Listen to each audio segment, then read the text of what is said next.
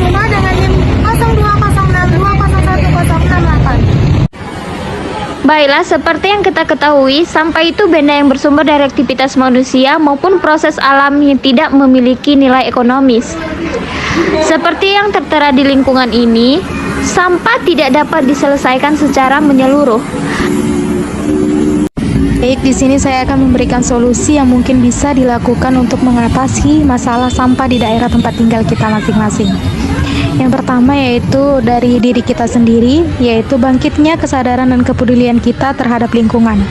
Terkadang karakter masa bodoh dan sok praktis sudah mendarah daging pada diri kita dan juga pada masyarakat Indonesia. Pemerintah juga sudah pasti kehabisan akal atau tips untuk bagaimana cara efektif untuk membuka hati masyarakat. Dari berbagai sosialisasi, program penyuluhan, himbauan, sampai denda sekalipun, ternyata tidak ada hasil. Sekarang, waktunya kita yang sadarkan diri kita. Berhentilah menyalahkan pemerintah atau Pemda setempat mengenai masalah ini. Karena perilaku tidak bersih ini memang berawal dari masyarakat. Ada beberapa dampak dari sampah yang tidak didaur ulang dengan baik oleh masyarakat, yaitu dampak negatif dan juga ada dampak positifnya. Dampak negatifnya seperti menyebabkan kerusakan ekologis, menyebabkan penyakit, menyebabkan terjadinya banjir, menyebabkan bau tidak sedap dan bau busuk bagi masyarakat setempat. Adapun dampak positif dari sampah tersebut, sampah dapat dijadikan sebagai pupuk, sampah anorganik dapat didaur ulang dan membuka lapangan pekerjaan baru bagi pemulung. Definisi sampah menurut para ahli. Beberapa definisi sampah menurut para ahli yaitu menurut Azwar pada tahun 1990. Ia menerangkan dalam bukunya bahwa sampah adalah segala sesuatu yang sudah tidak dipakai, dipergunakan, dan disenangi sehingga harus dibuang. Menurut Kodoatik pada tahun 2003, sampah merupakan limbah padat atau setengah padat dari hasil kegiatan manusia. Adapun definisi sampah secara bahasa, sampah adalah sisa buangan dari suatu produk tetapi masih dapat didaur ulang menjadi barang yang bernilai. Dan sampah dapat dikatakan terbagi menjadi dua, yaitu sampah organik dan sampah anorganik. Sampah organik adalah sampah yang berasal dari sisa-sisa organisme hidup, baik manusia, hewan, dan tumbuhan. Sedangkan sampah anorganik yaitu sampah yang berasal dari organisme tidak hidup, seperti kaleng-kaleng, kaca, logam, sampah, dan plastik. Sampah organik bisa dimanfaatkan untuk pupuk organik, dan sampah anorganik bisa dimanfaatkan untuk berbagai keperluan. Ada yang harus didaur ulang dan ada juga yang bisa dijadikan barang kerajinan oleh tangan tampil terampil, oleh orang-orang yang memiliki kreativitas tinggi. Sehingga sampah yang tidak berguna justru akan menjadi produk dan menghasilkan rupiah bagi si pengelolanya.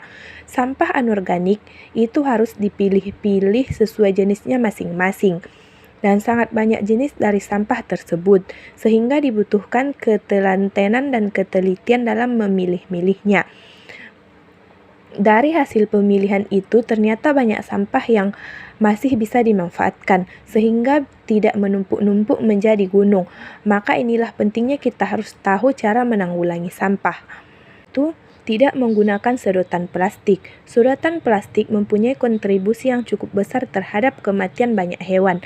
Dengan tidak menggunakan sedotan plastik bisa membuat sampah plastik yang dihasilkan menjadi lebih berkurang. Membawa tas belanja plastik. Kantong plastik belanja juga menjadi salah satu kontributor terbesar dari sampah-sampah yang tersebar di mana-mana.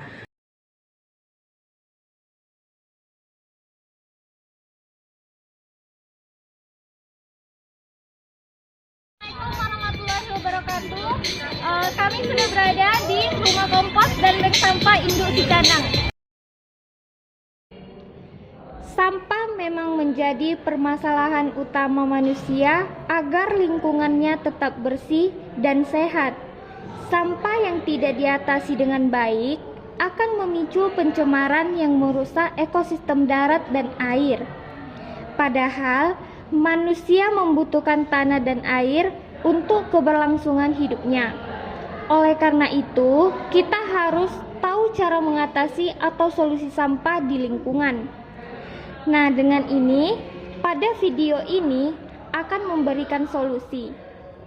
Yang pertama adalah terdapat dari kesadaran masyarakat yang merupakan pilihan dari pikiran manusia yang mengatur akal dan menentukan pilihannya.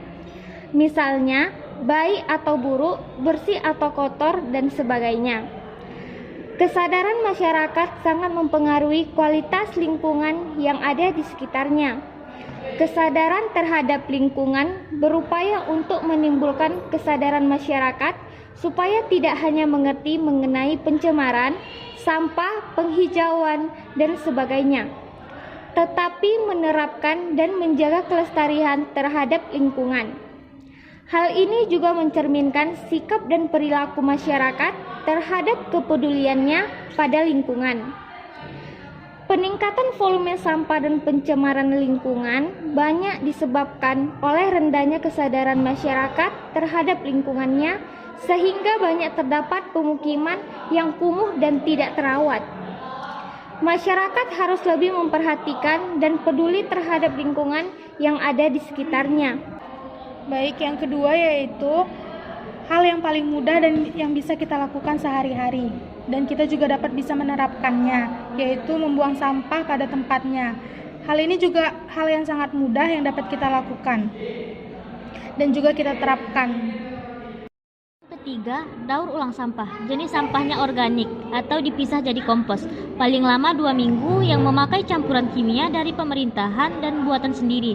Susu kental manis yang dapat dijadikan menjadi makanan belatung. Dan semua sampah bisa didaur ulang. Hanya satu sampah yang tidak dapat didaur ulang, yaitu sampah pempes. Dan yang keempat adalah sampah plastik dijadikan sebagai kerajinan. Ada banyak sekali bungkus atau kemasan produk rumah tangga bekas di rumah Anda tentunya. Membuangnya saat isinya sudah habis pasti hal yang bisa dilakukan. Tapi pernahkah kita berpikir untuk mengubah tempat sampah menjadi kerajinan plastik? Nah, contohnya seperti bungkus-bungkus plastik dapat dijadikan tas yang bisa bermanfaat untuk kita